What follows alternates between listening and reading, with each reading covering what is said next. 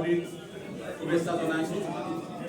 আপোনালোকক আজি আমি জনাব বিচাৰিছোঁ যে আপোনালোকে সকলোৱে জানে যে অসমত নিবনুৱা সমস্যাই যথেষ্ট গা কৰি উঠিছে। চৰকাৰী চাকৰিয়েও নিবনুৱা সমস্যাক সমাধান কৰিব পৰা নাই।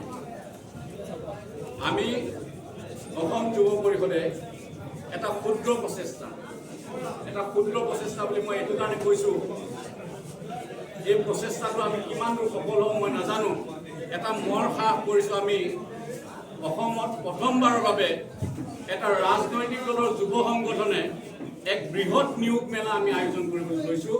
আৰু এই নিয়োগ মেলা অনুষ্ঠিত হ'ব থানাপাৰাত ফাৰ্ম গেটৰ যি ভিতৰৰ ফিল্ডত, থানাপাৰা ভিভান্তাৰ ওচৰত যি ফিল্ডখন আছে, এই ফিল্ডত আমি নিয়োগ মেলা অনুষ্ঠিত কৰিবলৈ লৈছোঁ। আৰু এই নিয়োগ মেলাত ক্লাছ 8ৰ পৰা MBA BBA সকলো যিমান অৰ্হতা সকলো অৰ্হতা থকা ইয়াত তেওঁলোকে মেলাখনত অংশগ্ৰহণ কৰিব পাৰে। এই মেলাখনৰ জৰিয়তে আমি অসমৰ যিবোৰ নিবনুৱা সমস্যা, এই নিবনুৱা সমস্যা কিছু হ'লেও সমাধান কৰিবলৈ আমি চেষ্টা কৰিছোঁ। আমি নতুন প্ৰজন্মক কৰ্মমুখী কৰিবলৈ কাৰণে আমি আগবাঢ়িছোঁ। আৰু এই মৰসাটো কৰোঁতে আমাৰ কিছু ভুল হ'ব পাৰে। আমি তেওঁলোকক আমাৰ সতীৰ্থসকলে, আমাৰ যিবিলাক কোম্পানী আছে, ব্যক্তিগত খণ্ডৰ যিবিলাক প্ৰতিষ্ঠান আছে, সকলোৱে দুৱাৰে দুৱাৰে গৈছে আমাৰ সতীৰ্থসকলে আৰু সকলোকে অনুৰোধ জনাইছে যে আপোনালোকে আহক, আপোনালোকে এই মেলাখনত আপোনালোকে আমাক সহযোগ কৰক। আমাৰ যুৱ পৰিষদৰ যিসকল সতীৰ্থ তেওঁলোকৰ ওচৰত গৈছে, তেওঁলোকক কৈছে যে আমাক যিবিলাক চাকৰি আছে, আপোনালোকৰ অনুষ্ঠান প্ৰতিষ্ঠানত যিবিলাক চাকৰি আছে, এই চাকৰিবিলাক আমাক দিয়ক। আমি যুৱ পৰিষদৰ কৰ্মীসকলে আমি আপোনালোকৰ কোম্পানীবিলাকত চান্দা বিচাৰি নাযাওঁ। আমাক চান্দা নালাগে, আমাৰ ল'ৰাখিনিক চাকৰি দিয়ক। আপোনালোকৰ কোম্পানীত থকা যিবিলাক 4th গ্ৰেডৰে হওক, যিবিলাক চকীদাৰৰ চাকৰি হওক, যিবিলাক অফিচাৰৰ চাকৰি হওক, CA হওক, DTP অপাৰেটৰ হওক, যিবিলাক সংস্থাপন আছে, এই সংস্থাপনবিলাক আমাৰ ল'ৰাবিলাকক দিয়ক। তেওঁলোকে আমাক প্ৰশংসা কৰিছে, অসম যুৱ পৰিষদক প্ৰশংসা কৰিছে। তেওঁলোকে কৈছে আমি বহুত সংগঠন দেখিলোঁ, তেনেকুৱা সংগঠন বহুত ওলায়, যোনে সংগঠন খুলি লয়, ৰাতিটোৰ ভিতৰতে নাম কমাবৰ কাৰণে তেওঁলোকে সংগঠন খোলে আৰু তাৰপিছত কোম্পানীয়ে পইচা পায়। আমি তেওঁলোকক সমালোচনা কৰা নাই, কিন্তু আমি এটা ক্ষুদ্ৰ প্ৰচেষ্টা বুলি এইটো কাৰণে কৈছোঁ। আমি সকলোৱে কৈ থাকোঁ যে 100% থলুৱা নিযুক্তি কৰিব লাগে, 100% থলুৱা নিযুক্তি কৰিব লাগে, কিন্তু নিযুক্তি কৰিবৰ কাৰণে আমি সংগঠনসমূহে কি কৰিছোঁ? মই কেৱল মাত্ৰ যুৱ পৰিষদ বুলি নহয়, মই সকলো সংগঠনকে আহ্বান জনাইছোঁ যে আমি এটা ক্ষুদ্ৰ প্ৰচেষ্টা এটা লৈছোঁ। ইয়াত সকলোৱে সহযোগ কৰক। আমি গাঁৱত MBA পঢ়া ল'ৰা এটা, গাঁৱত ডিগ্ৰী পাছ কৰা ল'ৰা এটা, গাঁৱত 8 পাছ কৰা, মেট্ৰিক পাছ কৰা ল'ৰা এটাই গুৱাহাটীত আহি চাকৰি বিচাৰিলে চাকৰি নাপায়। গতিকে আমি এটা মাধ্যম, আজি আমাৰ গোটেই কাৰ্যনিৰ্বাহক সভাখন ইয়াত হৈছে।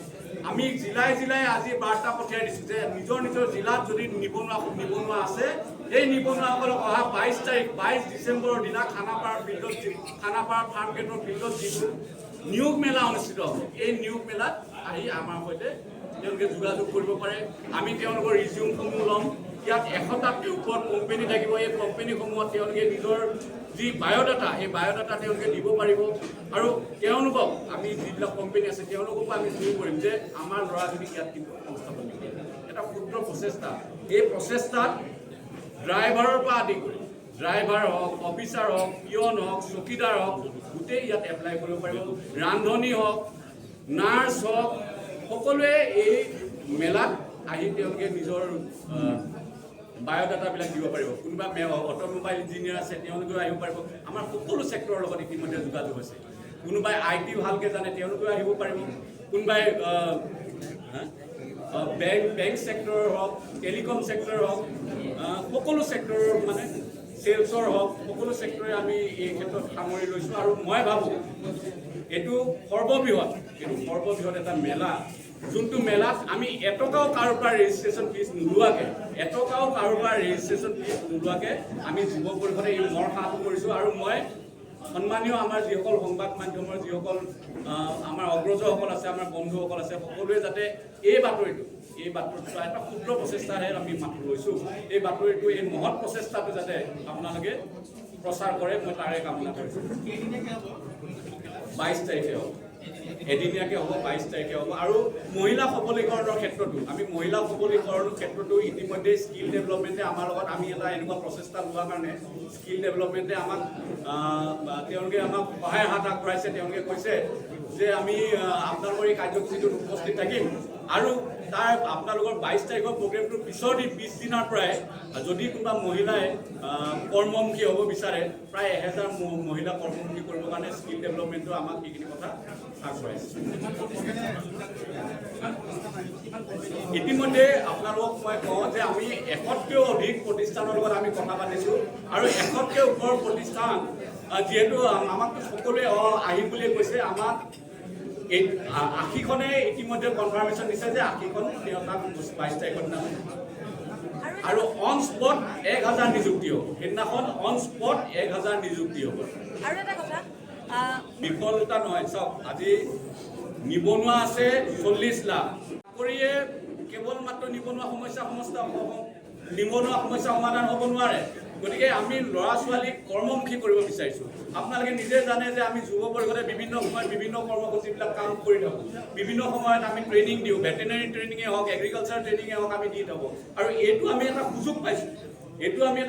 আমাৰ সতীৰ্থসকলে আমাক এটা সুযোগ দিছে। আমাৰ সতীৰ্থসকলে দিনে নিশাই কষ্ট কৰি বিভিন্ন কোম্পানীৰ দুৱাৰে দুৱাৰে ঘূৰি বিভিন্ন CAক লগ কৰি বিভিন্ন HRক লগ কৰি তেওঁলোকে এই সুবিধাখন আমাৰ আগত তুলি ধৰিছে। আৰু এই বস্তুটো যেতিয়া আমি পাইছোঁ, আমি ৰাইজৰ ওচৰলৈ আমি আগবাঢ়িছোঁ।